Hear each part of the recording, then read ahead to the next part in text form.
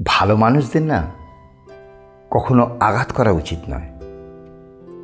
আপনি জানেন আপনার সামনে ভালো মানুষ কে, তাকে বোঝেন, আপনি জানেন সে ভালো মানুষ। খেয়াল করেছেন কখনো? খেয়াল করবেন, ভালো মানুষ যারা, তাদের মনে আঘাত দিলে না চিৎকার করা বন্ধ করে দেয়, তর্ক করা, লড়াই করা বন্ধ করে দেয়। তারা আঘাত পেয়ে তার যে কষ্ট সে ব্যাখ্যা করে না, যন্ত্রণা সহ্য করে, কিন্তু আঘাতটা ভোলে না।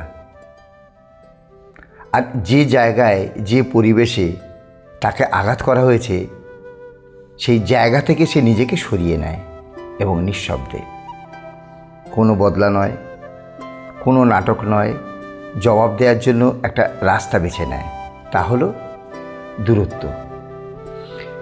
অর্থাৎ দূরত্ব বজায় রেখে চলেন। ভালো মানুষের মধ্যে কিন্তু একটা ভালো জিনিস লক্ষ্য করা যায়,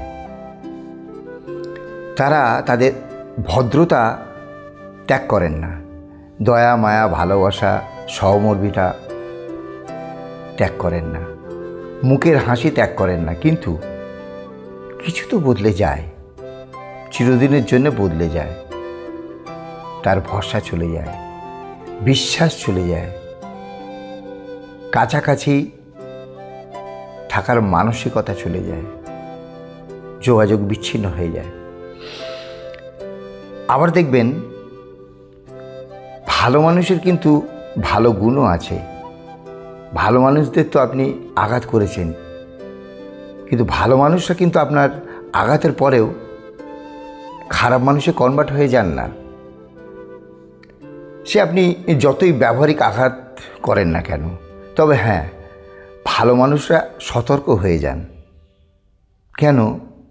কেন সতর্ক হয়ে যান? কেননা ভালো মানুষ তখন নিজেকে, তার আত্মসম্মানকে, নিরাপত্তা দেয়াকে বেশি উপযুক্ত মনে করেন। খেয়াল করে দেখবেন, ভালো মানুষরা নিজের এনার্জির উপরে খুব ভরসা রাখেন। তারা কোনো অনুষ্ঠান বাড়ি, বহুজন জমায়েতে এমন জায়গায় একটু সরে থাকছেন হয়তো, বা সেই জায়গা থেকেই চলে যাচ্ছেন। এর মানে হলো উনি আপনাকে বহুবার চেঞ্জ হওয়ার সুযোগ দিয়েছেন এবং আপনি তা কখনো পরোয়া করেননি। তবুও তিনি আপনার সঙ্গে ভালো ব্যবহার করে গেছেন। আবার এমনও হতে পারে, ভালো লোকেরা কেন চলে যায়? হয়তো নিজেকে ভালো রাখতে, সুস্থ রাখতে, নিজেকে নিয়ে খুশি থাকতে। এমনও হতে পারে। ভালো মানুষকে আঘাত দেবেন না,